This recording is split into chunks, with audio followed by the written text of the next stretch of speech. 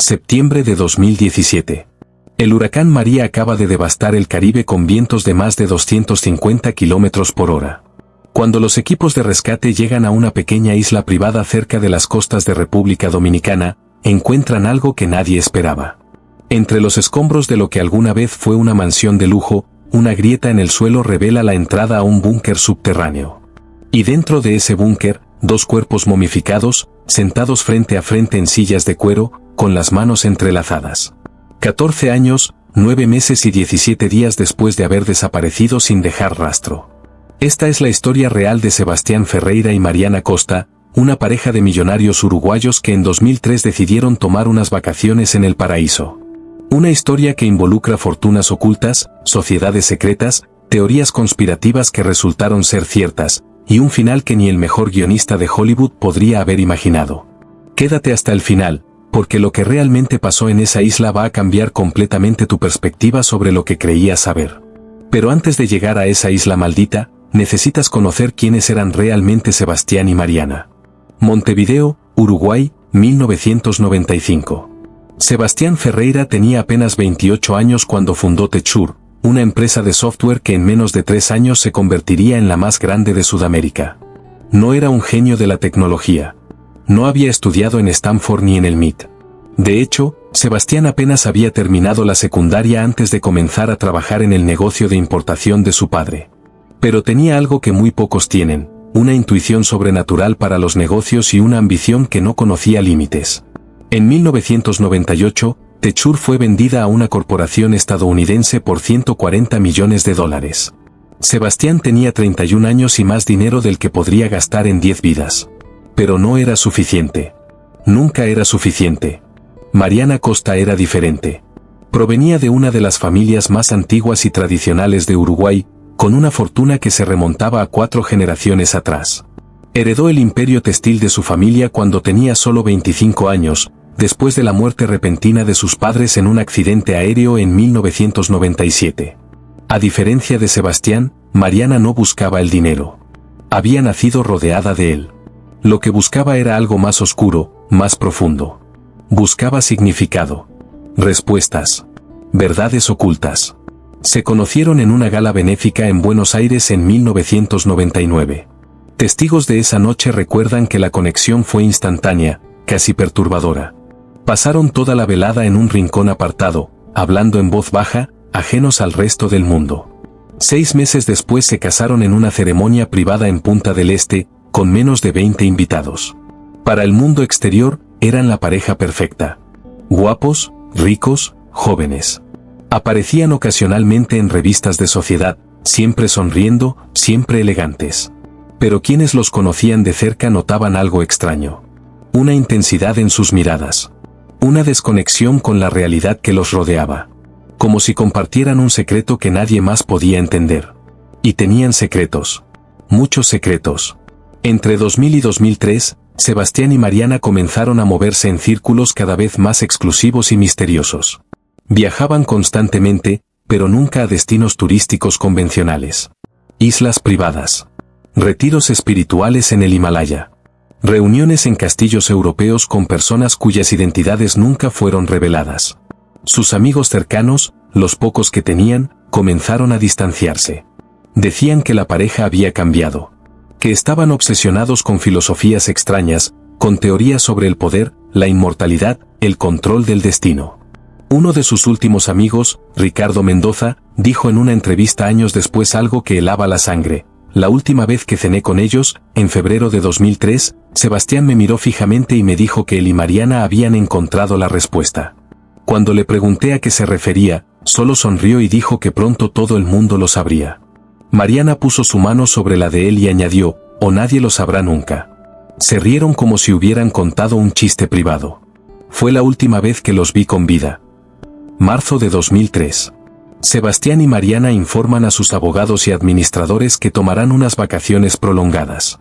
El destino, una isla privada en el Caribe que habían alquilado por un mes.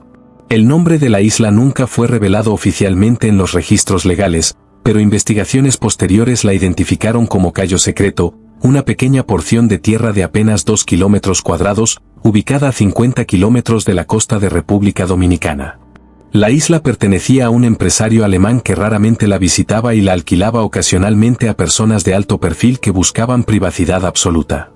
Tenía una mansión estilo colonial, un pequeño muelle, generador eléctrico, reservas de agua y suministros para varios meses. El lugar perfecto para desconectarse del mundo. El 22 de marzo, Sebastián y Mariana abordaron un vuelo privado desde Montevideo a Punta Cana. Desde allí, un helicóptero los llevó a la isla. El piloto del helicóptero, Jorge Ramírez, fue una de las últimas personas en verlos con vida. En su testimonio a la policía, declaró: "Los dejé en el helipuerto de la isla alrededor de las 4 de la tarde. Llevaban maletas, pero no muchas. Estaban de buen humor, relajados. Me dijeron que los recogiera exactamente un mes después, el 22 de abril. Sebastián me dio una propina de $1000 y me dijo que si alguien preguntaba por ellos, dijera que no sabía nada. Pensé que era normal, gente rica que quiere privacidad". Los días pasaron. El 22 de abril llegó.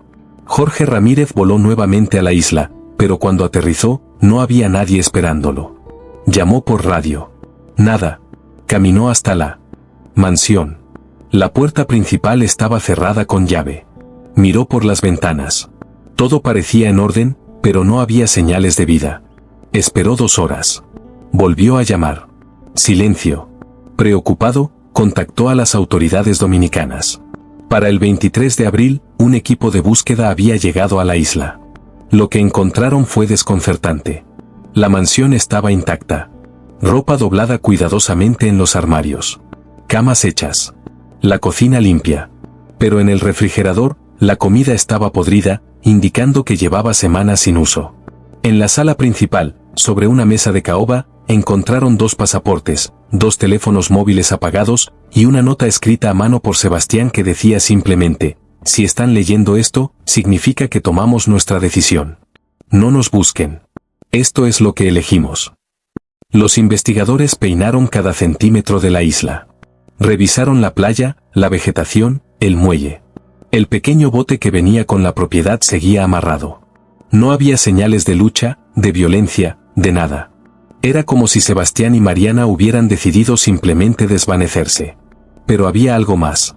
Algo que los investigadores notaron pero no pudieron explicar. En el sótano de la mansión, encontraron una habitación cerrada con un candado industrial. Cuando lo forzaron, dentro había estantes llenos de libros sobre ocultismo, sociedades secretas, rituales antiguos. Y en una pared, un mapa detallado de la isla con marcas en tinta roja. Una de esas marcas señalaba un punto en la parte norte de la isla, con una anotación que decía: "Aquí abajo". Los equipos de búsqueda excavaron en ese punto. Encontraron tierra dura, rocas, pero nada más. Después de 3 días de excavaciones intensivas sin resultados, las autoridades concluyeron que probablemente era una referencia a otra cosa, quizás algún tipo de simbolismo personal de la pareja. El caso se convirtió en una sensación mediática internacional. Los titulares hablaban de suicidio, de sectas, de fuga planeada. La familia de Mariana contrató investigadores privados. Se ofrecieron recompensas de hasta $1 millón por información. Nada.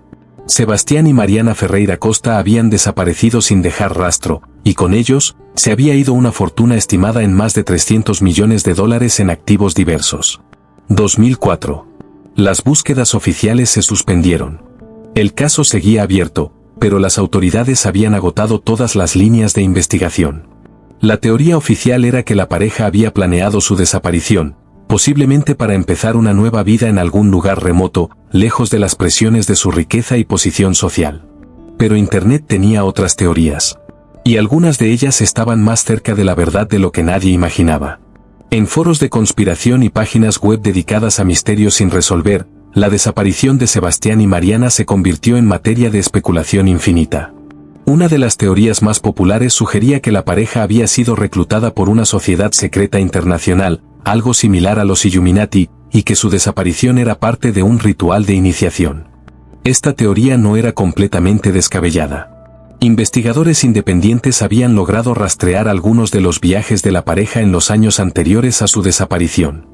En 2001, habían asistido a una conferencia privada en Suiza, organizada por el Club Bilderberg. En 2002, fueron fotografiados entrando a una reunión exclusiva en la isla de Neque, propiedad de Richard Branson, donde supuestamente se reunían algunos de los empresarios más poderosos del mundo. Un periodista uruguayo llamado Andrés Villalobos dedicó años a investigar el caso. En 2007 publicó un libro titulado El último secreto, donde presentaba evidencia de que Sebastián y Mariana habían estado involucrados con una organización llamada El Círculo de los Elegidos, un grupo de multimillonarios que supuestamente buscaban conocimiento oculto y formas de trascender la mortalidad humana. Según Villalobos, el círculo había existido por siglos, cambiando de nombres y formas, pero siempre manteniendo el mismo objetivo: reunir a las mentes más brillantes y las fortunas más grandes del mundo para financiar investigaciones en áreas prohibidas. Criogenia. Transferencia de conciencia. Portales dimensionales.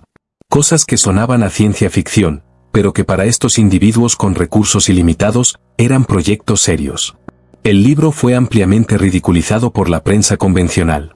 Villalobos fue tachado de teórico conspirativo. Pero vendió más de 500.000 copias y desarrolló un seguimiento casi religioso de personas convencidas de que Sebastián y Mariana habían descubierto algo que no debían, y que su desaparición era consecuencia de ese conocimiento. Y entonces, durante 10 años, el caso simplemente se enfrió. Se convirtió en una nota al pie en la historia de personas ricas desaparecidas. De vez en cuando, algún programa de televisión sobre misterios sin resolver lo mencionaba. Algunos blogueros escribían artículos actualizados. Pero no había nuevos desarrollos. No había nuevas pistas. Sebastián y Mariana Ferreira Costa eran solo otro misterio moderno sin resolver. Hasta septiembre de 2017. El 19 de septiembre de 2017, el huracán María se convirtió en el primer huracán de categoría 5 que tocaba tierra en Dominica en más de 50 años. Los vientos sostenidos alcanzaron los 280 kilómetros por hora. La devastación fue total. Miles de personas perdieron sus hogares. La infraestructura colapsó. Las comunicaciones se cortaron. El Caribe entero quedó sumido en el caos. Cayo Secreto, la pequeña isla donde Sebastián y Mariana habían desaparecido 14 años atrás, estaba directamente en el camino del huracán. La mansión que una vez había estado allí fue completamente destruida. Los vientos literalmente arrancaron las paredes. La marejada ciclónica inundó la isla entera. Árboles centenarios fueron arrancados de raíz. El paisaje completo fue transformado en un apocalipsis tropical. Pasaron semanas antes de que alguien pudiera llegar a la isla. El gobierno dominicano estaba completamente desbordado tratando con el desastre humanitario en las áreas más pobladas. Las islas privadas pequeñas simplemente no eran una prioridad. Fue hasta el 12 de octubre cuando un equipo de evaluación de daños, acompañado por 2 representantes del seguro de la propiedad, finalmente llegó a Cayo Secreto. Lo que encontraron era irreconocible. Donde había estado la mansión, ahora solo quedaban escombros dispersos. El muelle había sido completamente destruido. La vegetación estaba destrozada. Pero había algo más. Algo que captó inmediatamente la atención del equipo. En el lado norte de la isla, el lugar exacto donde 14 años atrás los investigadores habían excavado sin encontrar nada, ahora había un cráter. El huracán, con su fuerza descomunal, había literalmente excavado por ellos. Y en el fondo de ese cráter, parcialmente expuesta, había una estructura de hormigón armado. Una entrada. Un búnker. Marco Delgado era el líder del equipo de evaluación. Ingeniero civil con 20 años de experiencia, había visto muchas cosas en su carrera. Pero nada lo había preparado para lo que estaba a punto de descubrir. En una entrevista exclusiva para un documental en 2018, Marco describió el momento. Cuando vimos esa entrada, supimos que habíamos encontrado algo significativo. No era una construcción improvisada. Era un búnker profesional, del tipo que se construye para resistir explosiones nucleares. La entrada estaba sellada con una puerta de acero de al menos 15 centímetros de espesor. Pero el huracán había deformado el marco, y la puerta estaba ligeramente abierta. El equipo contactó inmediatamente a las autoridades. Para el 14 de octubre, agentes de la Policía Nacional Dominicana, investigadores forenses y, curiosamente, 2 agentes del FBI estadounidense, habían llegado a la isla. La presencia del FBI nunca fue oficialmente explicada, pero rumores sugieren que tenían un interés particular en el propietario alemán de la isla, quien supuestamente tenía conexiones con redes de lavado de dinero internacional. Con equipo especializado, forzaron completamente la puerta del búnker. El aire que salió estaba rancio, viciado. Nadie había respirado ese aire en más de 14 años. Con linternas y equipo de respiración, el equipo descendió. El búnker era más grande de lo que nadie había anticipado. Una escalera de metal descendía aproximadamente 6 metros bajo tierra. Al final de la escalera, había un pasillo que conducía a una serie de habitaciones. La primera habitación era un área de almacenamiento. Estantes con comida enlatada, la mayoría todavía sellada. Galones de agua. Equipos de supervivencia. Baterías. Linternas. Generadores portátiles. Suficientes suministros para que 2 personas sobrevivieran cómodamente durante años. La segunda habitación era lo que parecía ser un centro de comunicaciones. Equipos de radio de alta frecuencia. Computadoras. Servidores. Todo sin energía, por supuesto, después de tantos años. Pero claramente, quien había construido este búnker había planificado mantener contacto con el exterior. La tercera habitación era un dormitorio. Una cama matrimonial. Armarios con ropa. Un baño adjunto con ducha. Todo preservado en el tiempo, cubierto con una fina capa de polvo. Y entonces llegaron a la última habitación. Era una sala circular, de aproximadamente 5 metros de diámetro. Las paredes estaban cubiertas con lo que parecían ser mapas estelares, símbolos extraños, ecuaciones matemáticas garabateadas directamente sobre el hormigón. Pero lo que capturó toda la atención estaba en el centro de la habitación. 2 sillas de cuero, colocadas una frente a la otra. Y en esas sillas, 2 cuerpos. Incluso después de 14 años, los cuerpos eran identificables. El clima controlado del búnker subterráneo, sellado herméticamente, había creado condiciones perfectas para la momificación natural. La piel se había secado y oscurecido, pero las características faciales permanecían. Los cuerpos estaban completamente vestidos. Él con pantalones de lino y camisa blanca. Ella con un vestido de verano. Y lo más perturbador de todo, sus manos estaban entrelazadas, como si en sus últimos momentos hubieran querido estar conectados. No había señales visibles de trauma. No había sangre. No había armas. Solo 2 personas, sentadas frente a frente, muertas. En el suelo, entre las sillas, había un termo de acero inoxidable vacío. Y junto a él, una nota. La nota estaba escrita con la caligrafía de Sebastián. Era larga, varias páginas, escritas en ambos lados. El contenido de esa nota se mantuvo clasificado por las autoridades durante meses, generando aún más especulación y teorías. Pero en marzo de 2018, partes de la nota fueron filtradas a la prensa. Y lo que decía era absolutamente escalofriante. Voy a leer algunas secciones de la nota. Estas son las palabras reales de Sebastián Ferreira, escritas momentos antes de su muerte. Si alguien encuentra esto, primero quiero dejar claro que lo que Mariana y yo hemos hecho fue completamente voluntario. Nadie nos obligó. Nadie nos manipuló. Esta fue nuestra elección, tomada con plena conciencia y después de años de preparación. Conocí a El Círculo en 1998, poco después de vender mi empresa. Fue el profesor Helmut Krause quien me contactó. Me dijo que había estado observando mi trabajo, que veía potencial en mí. Me invitó a una reunión en Ginebra. Yo era joven, arrogante, pensaba que lo sabía todo. No tenía idea de que esa reunión cambiaría mi vida para siempre. El Círculo no es lo que la gente piensa. No son los Illuminati. No controlan el mundo. Son algo mucho más simple y a la vez mucho más complejo. Son un grupo de personas que se han dado cuenta de que el conocimiento humano tiene límites artificiales.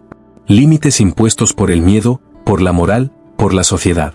El Círculo busca trascender esos límites.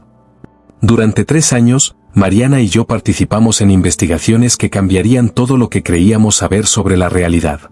Viajamos a lugares que oficialmente no existen. Conocimos a científicos que oficialmente están muertos. Vimos tecnologías que no se supone que existan por al menos 50 años. Y aprendimos el secreto más grande de todos: la consciencia no termina con la muerte del cuerpo. Puede ser transferida. Puede ser preservada. Puede ser movida. Esta parte de la nota es donde las cosas se vuelven verdaderamente extrañas. Sebastián continúa. El protocolo que seguiremos fue desarrollado por el Dr. Víctor Semenov en 1987. Ha sido probado exitosamente en 6 individuos anteriores. El proceso requiere 2 participantes con un vínculo profundo, una preparación mental de al menos 6 meses, y una combinación específica de compuestos químicos que inducen un estado de muerte clínica controlada mientras mantienen la actividad neuronal el tiempo suficiente para completar la transferencia. Mariana y yo hemos estado preparándonos para este momento durante 2 años. Hemos purificado nuestros cuerpos. Hemos entrenado nuestras mentes. Hemos sincronizado nuestras conciencias a través de técnicas que la ciencia convencional ni siquiera reconoce que existen. Cuando lean esto, nuestros cuerpos físicos estarán muertos. Pero nosotros no. Habremos completado la transición. Estaremos en un lugar que no puedo describir con palabras porque el lenguaje humano no tiene los conceptos necesarios. Solo puedo decir que es el siguiente paso. La siguiente fase de la existencia. No nos lloren. No intenten entender. Solo sepan que tomamos esta decisión con alegría, con esperanza, con amor. Y si todo sale como planeamos, algún día, cuando la humanidad esté lista, regresaremos para mostrarles el camino. La nota terminaba con una frase en latín, Mors Iano Vitae. La muerte es la puerta a la vida. El análisis forense de los cuerpos reveló información que solo profundizó el misterio. Ambos cuerpos contenían trazas de una combinación de sustancias químicas extremadamente inusual. DMT en concentraciones altísimas. Ketamina. Ayahuasca. Y varios compuestos que los toxicólogos no pudieron identificar completamente. La combinación habría inducido un estado alterado de consciencia profundo, probablemente acompañado de alucinaciones intensas, antes de causar un paro cardíaco. Pero lo más extraño era el estado de los cerebros. Cuando se realizaron tomografías de los cráneos usando equipo portátil, los resultados fueron desconcertantes. Había patrones de cristalización en ciertas áreas del tejido cerebral que los neurólogos nunca habían visto antes. Como si algo hubiera alterado la estructura física del cerebro en sus últimos momentos. El doctor Carlos Méndez, el neurólogo forense principal del caso, dijo en una conferencia médica en 2019, en mis 30 años de carrera, nunca había visto algo así. Los patrones de cristalización no corresponden con ningún proceso de descomposición conocido. Es como si el cerebro hubiera sido sometido a un campo electromagnético extremadamente intenso justo en el momento de la muerte. No tengo explicación para ello. La investigación del búnker reveló aún más secretos. Los equipos de comunicaciones fueron analizados por expertos del FBI. Descubrieron que los servidores contenían registros encriptados de comunicaciones con múltiples ubicaciones alrededor del mundo. Sydney, Tokio, Londres, Johannesburgo, Sao Paulo. Todas las comunicaciones estaban en código, y hasta el día de hoy, no han sido completamente descifradas. Pero los criptoanalistas lograron decodificar fragmentos. Y esos fragmentos hablaban de el protocolo, de transferencia exitosa, de 6 antes de nosotros, de reunión en el siguiente nivel. Un vocabulario que sonaba a ciencia ficción, pero que claramente significaba algo muy real para las personas involucradas. La investigación sobre el círculo de los elegidos se intensificó. Interpol se involucró. Agencias de inteligencia de varios países comenzaron a compartir información. Y lentamente, comenzó a emerger un patrón perturbador. Desde 1980 hasta 2003, hubo al menos 12 casos documentados de personas extremadamente ricas que desaparecieron en circunstancias extrañas. Un empresario japonés que supuestamente se suicidó saltando a un volcán activo, pero cuyo cuerpo nunca fue encontrado. Una heredera australiana que desapareció durante un retiro espiritual en Mongolia. Un magnate de bienes raíces alemán que se esfumó durante un viaje en yate por el Mediterráneo. En cada caso, había conexiones sutiles. Viajes a las mismas ubicaciones. Contactos con las mismas personas. Referencias en diarios privados o correos electrónicos a conceptos como trascendencia, el siguiente nivel, liberación del cuerpo físico. ¿Era posible que todos estos casos estuvieran conectados? ¿Que hubiera realmente una organización dedicada a ayudar a personas súper ricas a intentar algún tipo de transferencia de consciencia o trascendencia espiritual? El periodista Andrés Villalobos, quien había escrito el libro sobre el caso años atrás, fue reivindicado. Las teorías que había presentado, las que le habían ganado burlas y descrédito, de repente no parecían tan descabelladas. En una entrevista para CNN en español en 2018, Villalobos dijo, «No me da placer haber tenido razón. Lo que me aterra es pensar cuántas otras personas han intentado esto. Y lo que me aterra aún más es pensar que tal vez, solo tal vez, algunos de ellos tuvieron éxito». La pregunta que nadie podía responder era, ¿Qué pasó realmente en ese búnker? ¿Sebastián y Mariana realmente creían que podían transferir sus conciencias a algún otro plano de existencia? ¿O era todo una elaborada racionalización de un suicidio ritual? Los psicólogos que analizaron el caso sugirieron que podría haber sido un trastorno compartido, conocido como folia deux, donde dos personas en una relación cercana desarrollan las mismas creencias delirantes y se refuerzan mutuamente. Pero eso no explicaba las conexiones con otras personas, la organización aparente, los recursos tecnológicos avanzados encontrados en el búnker. Y había otra pregunta aún más perturbadora: si realmente había habido 6 personas antes que ellos que intentaron el protocolo, ¿dónde estaban sus cuerpos?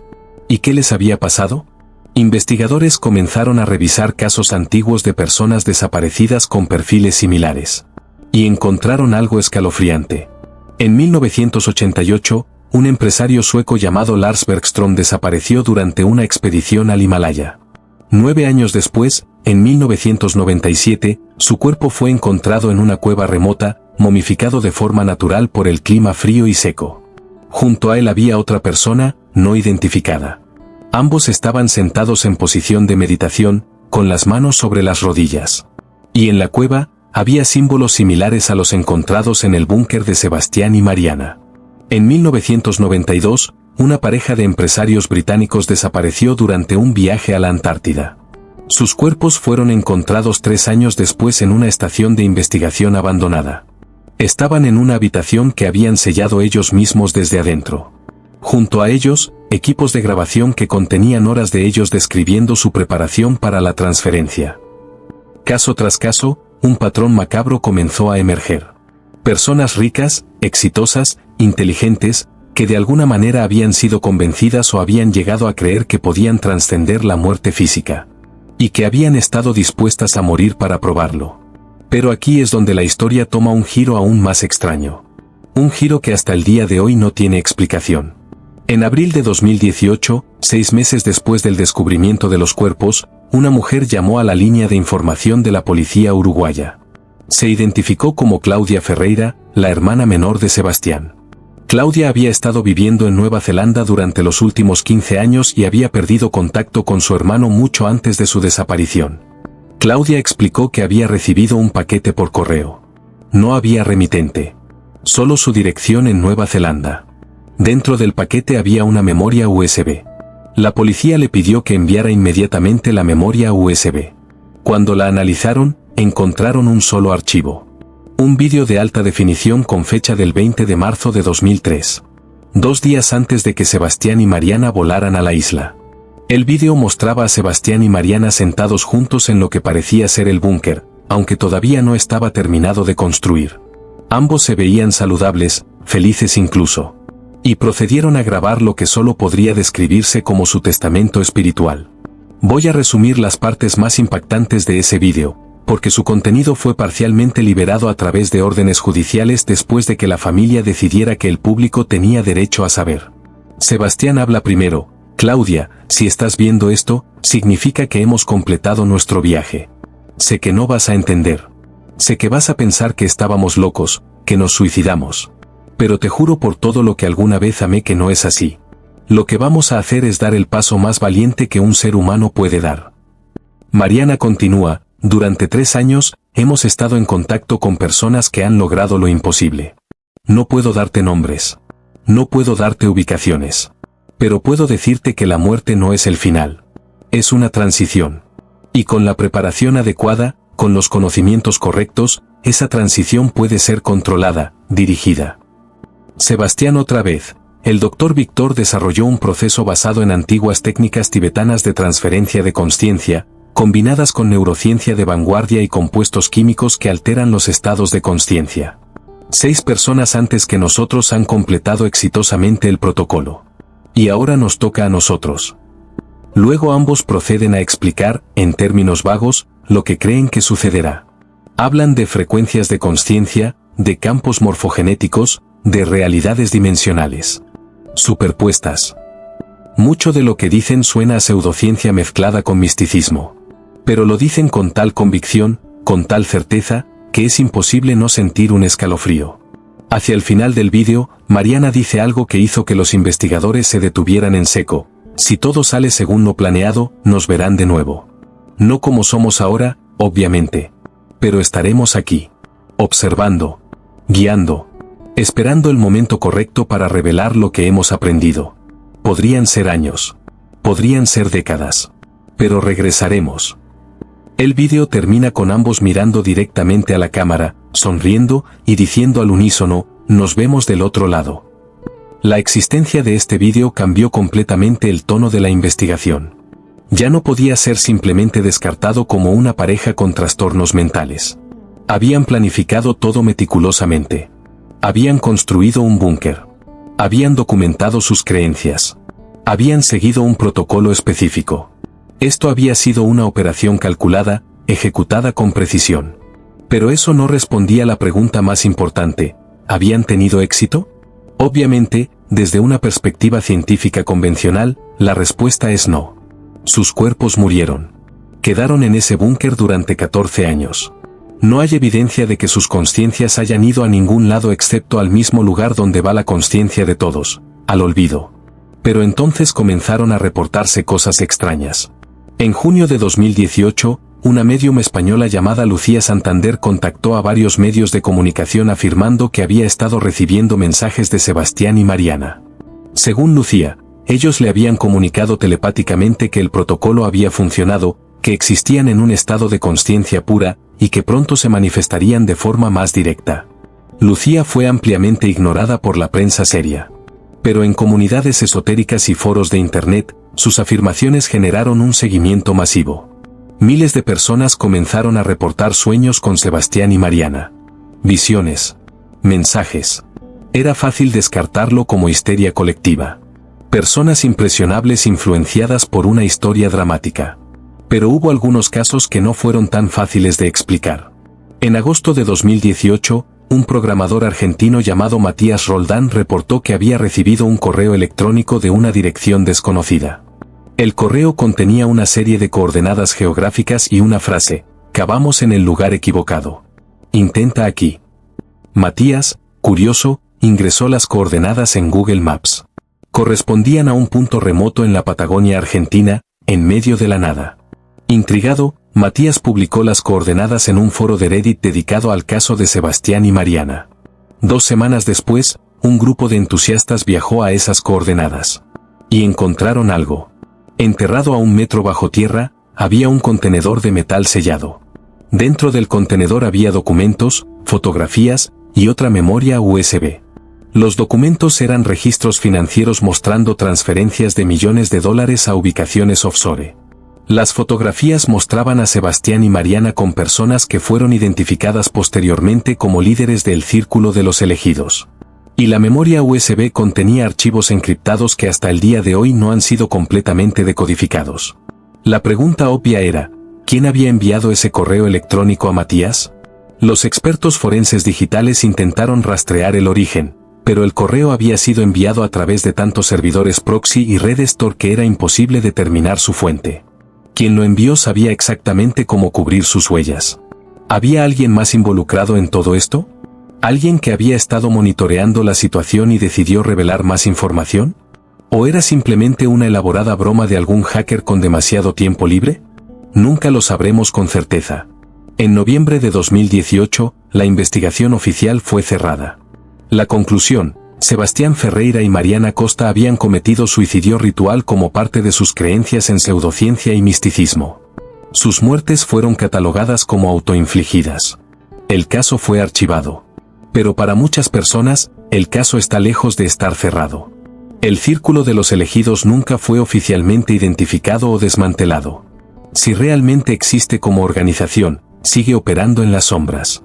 Las personas que supuestamente formaban parte de él nunca fueron procesadas porque nunca hubo evidencia suficiente de ningún crimen. Ayudar a alguien a suicidarse voluntariamente es legal en muchas jurisdicciones, especialmente cuando no hay coerción probada. El Dr. Víctor Semenov, el científico que supuestamente desarrolló el protocolo, nunca fue encontrado. De hecho, no hay ningún registro oficial de que tal persona haya existido alguna vez. Es posible que fuera un seudónimo, o que Sebastián y Mariana lo inventaran como parte de su narrativa personal. Las 6 personas que supuestamente completaron el protocolo antes que ellos nunca fueron definitivamente identificadas. Aunque hay casos sospechosos, como los que mencioné antes, no hay forma de probar una conexión directa. Y entonces llegamos a la pregunta que probablemente te has estado haciendo durante todo este vídeo. ¿Qué creo yo que pasó realmente? Aquí está mi análisis, basado en años de investigar este caso y casos similares. Creo que Sebastián y Mariana eran personas inteligentes, exitosas, que llegaron a un punto en sus vidas donde el éxito material ya no les proporcionaba satisfacción. Habían alcanzado todo lo que la sociedad convencional dice que debes alcanzar: riqueza, poder, influencia. Y se sintieron vacíos. Creo que en esa búsqueda de significado, fueron reclutados por un grupo de personas similares que habían creado una narrativa elaborada sobre trascendencia y consciencia. Una narrativa que mezclaba ciencia real con pseudociencia, espiritualidad antigua con tecnología moderna, creando algo que sonaba plausible para mentes que querían creer. Creo que el protocolo, si es que existe tal cosa, es esencialmente un suicidio ritualizado con una justificación filosófica elaborada. Las drogas, la preparación, los símbolos, todo diseñado para hacer que el acto de morir se sienta como algo trascendente en lugar de algo final. Y creo que hay otras personas, probablemente cientos de ellas, extremadamente ricas y poderosas, que están involucradas en creencias similares. Personas que tienen tanto dinero que han agotado todos los placeres materiales y ahora buscan algo más. Algo que el dinero supuestamente no puede comprar: la inmortalidad, o al menos la ilusión de ella. Pero aquí está lo que no puedo explicar.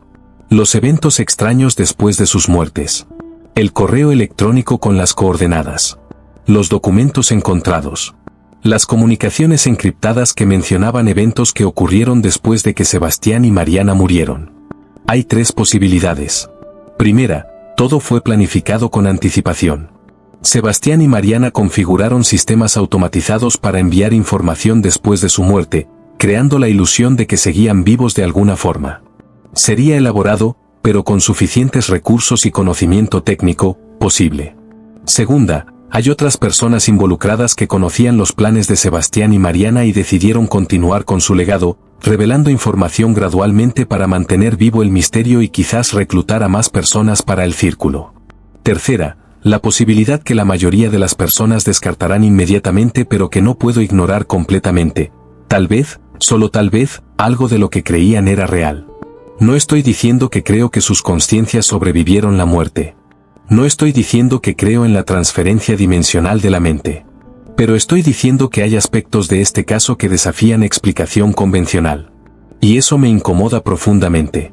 Porque si personas tan inteligentes, tan racionales en otros aspectos de sus vidas, pudieron ser convencidas de algo tan extremo, ¿qué dice eso sobre la naturaleza del conocimiento? ¿Sobre la certeza?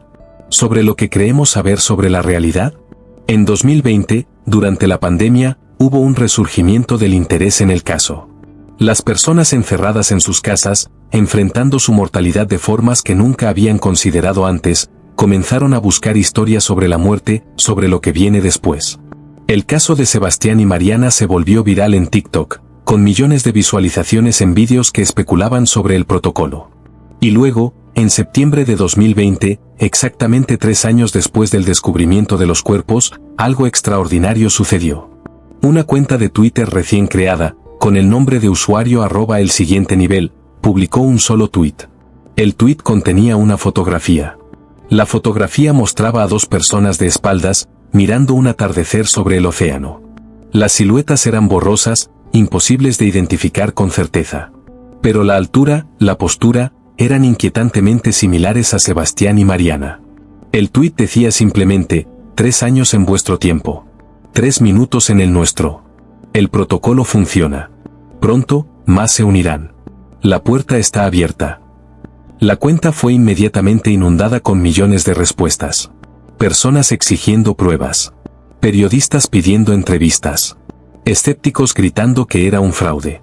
Pero la cuenta nunca respondió. Nunca publicó nada más.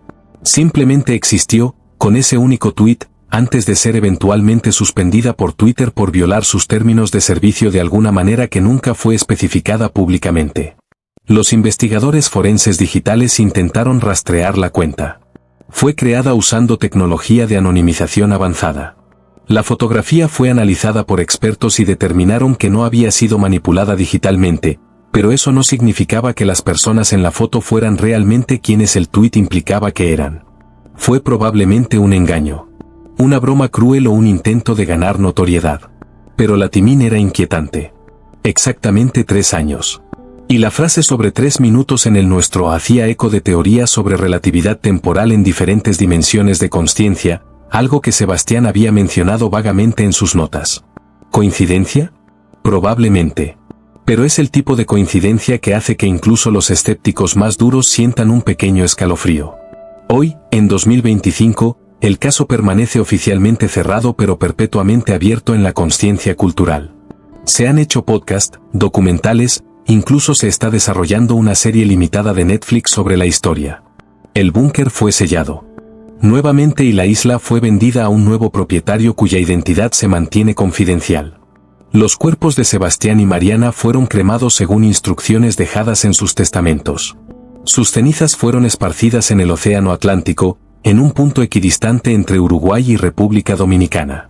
Sus fortunas fueron distribuidas entre varias organizaciones benéficas, con una porción significativa destinada a investigación en neurociencia y estudios de consciencia. Claudia, la hermana de Sebastián, escribió un libro en 2021 titulado Mi hermano y el abismo. En él, describe crecer con Sebastián, su transformación de empresario pragmático a buscador espiritual, y su propia lucha por entender qué le pasó. Es un relato desgarrador y honesto de una familia destrozada por creencias que no pueden comprender. El propietario alemán de la isla, Günther Hoffmann, fue investigado exhaustivamente pero nunca fue acusado de ningún crimen.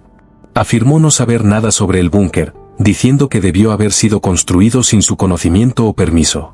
Dada la rara frecuencia con que visitaba la isla, esto era plausible.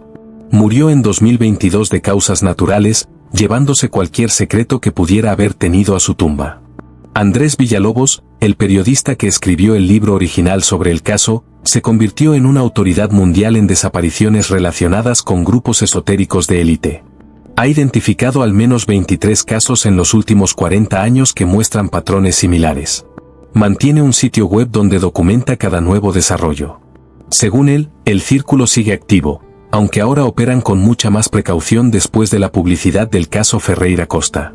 Y aquí es donde la historia se vuelve personal para mí, y donde necesito ser completamente transparente contigo. Mientras investigaba este caso para este vídeo, contacté a decenas de personas. Entrevisté a investigadores, familiares, expertos. Y una de esas personas me envió algo que no he compartido con nadie más hasta ahora. Era un investigador privado que había trabajado en el caso. Me pidió permanecer anónimo.